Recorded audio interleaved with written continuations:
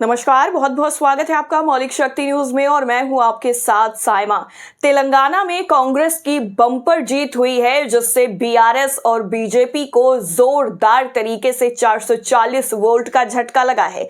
दरअसल तेलंगाना में 11 फरवरी को हुए नगर निकाय चुनावों के नतीजे कांग्रेस के लिए बेहद ही अच्छे और पॉजिटिव रहे हैं। इन नतीजों से मुख्यमंत्री रेवंत रेड्डी सरकार को बड़ा समर्थन मिला है। दरअसल 116 नगर पालिकाओं और 7 नगर निगमों में चुनाव हुए और कांग्रेस ने ज्यादातर जगहों पर जीत हासिल की है, जबकि मुख्य विपक्षी भारत राष्ट्र समिति यानी बीआरएस और बीजेपी को बड़ा झटका लगा है। आपको बता दें, मतगणना के आंकड़ों के मुताबिक कांग्रेस 116 नगर पालिकाओं में से 64 से 70 तक पर कब्जा जमाती नजर आई।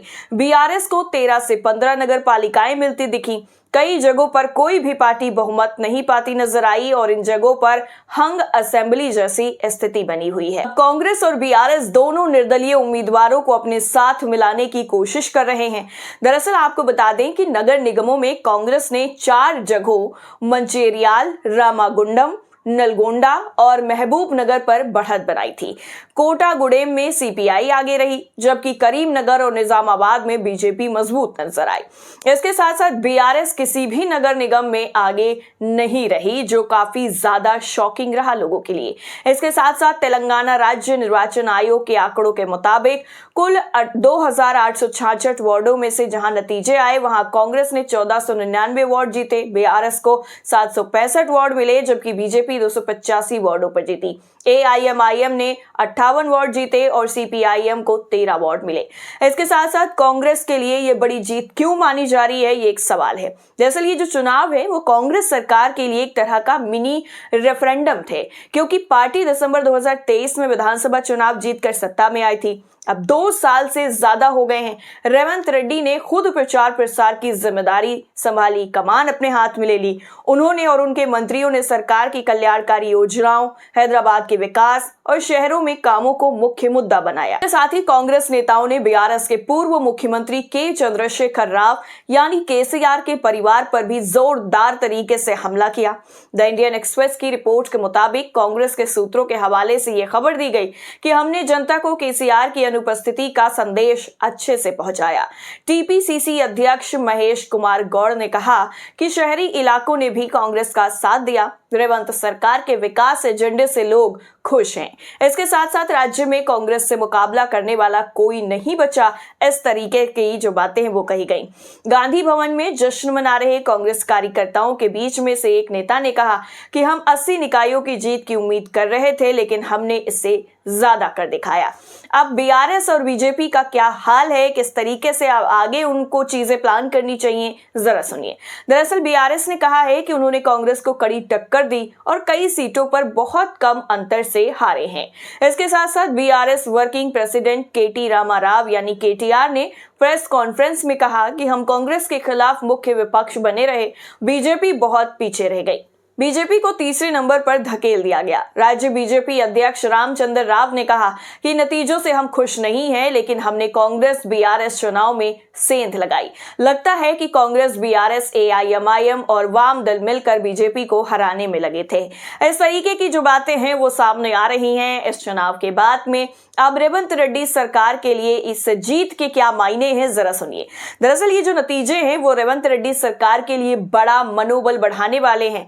अब जल्द ही हैदराबाद के नए 3 हिस्सों greater Hyderabad municipal corporation, Malkajgiri municipal corporation और साइबराबाद म्युनिसिपल कॉरपोरेशन में चुनाव होने वाले हैं। इनमें कुल 300 वार्ड होंगे। महेश गौड़ ने यह दावा किया है कि Congress mega greater Hyderabad municipal corporation चुनाव में भी साफ जीत हासिल करेगी। दरअसल ये जो चुनाव है वो दिखाते हैं कि तेलंगाना में कांग्रेस की शहरी इलाकों में पकड़ जो है वो काफी ज्यादा मजबूत हो गई है। बीआरएस का प्रभाव कम हुआ है और बीजेपी अभी भी संघर्ष कर रही है। जनता ने सरकार की योजनाओं और विकास कार्यों को पसंद किया है। अब देखना यह है कि आने वाले महीनों में राजनीति कैसे आगे बढ़ेगी, क्या कुछ बदलेगा या फिर स्थिति ऐसे ही रहेगी।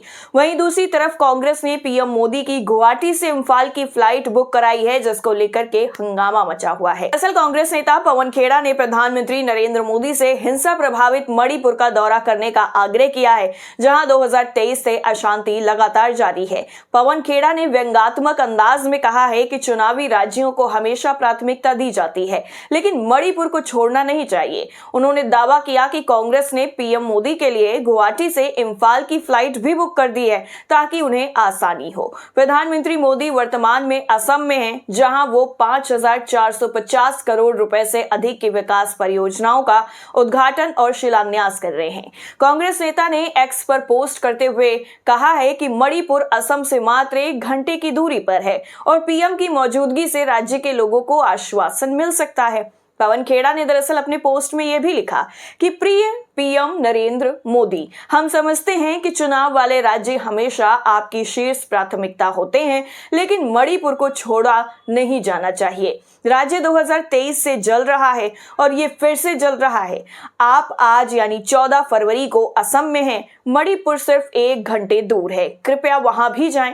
प्रधानमंत्री की मौजूदगी मणिपुर के हमारे लोगों को आश्वस्त करने में बहुत मददगार साबित हो सकती है। साथ साथ पवन खेड़ा ने व्यंग करते हुए आगे कहा कि आपके लिए इसे आसान बनाने के लिए हमने गुवाहाटी से इम्फाल की आपकी फ्लाइट भी बुक कर दी है, आपको बस प्लेन में चढ़ना है। उन्होंने दरअसल फ्लाइट टिकट की तस्वीर भी साझा की है, जिसे उन्होंने पीएम का टिकट बताया है।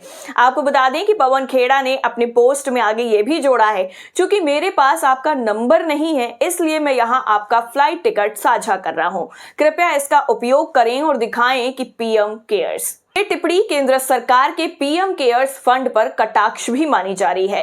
दरअसल मणिपुर 2023 से लंबे वक्त से अशांति का शिकार है, जहां समय समय पर हिंसा भड़कती रहती है, जिससे राजनीतिक तनाव भी बढ़ गया है। अब विपक्षी दलों ने केंद्र सरकार की स्थिति संभालने की आलोचना की है और प्रधानमंत्री से सीधे हस्तक्षेप की मांग कर दी है।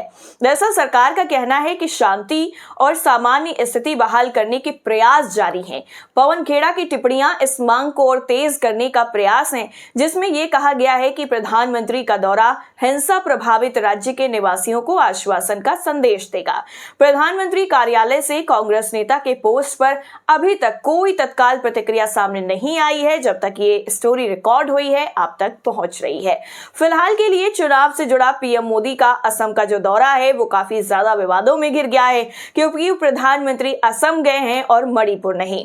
प्रधानमंत्री मोदी आज 14 फरवरी 2026 को असम के 1 दिवसीय दौरे पर गए, जहां उन्होंने रक्षा, परिवहन, डिजिटल इंफ्रास्ट्रक्चर और शिक्षा से जुड़े कई महत्वपूर्ण प्रोजेक्ट्स का उद्घाटन और शिलान्यास किया। हालांकि यह दौरा विधानसभा चुनाव से जुड़ा बताया जा रहा है। राज्य में जल्द ही विधानसभा चुनाव होने वाले हैं। पूरी बीजेपी और असम सरकार चुनावी मोड में है और इससे पहले केंद्रीय गृह मंत्री अमित शाह भी यहां का दौरा कर चुके हैं।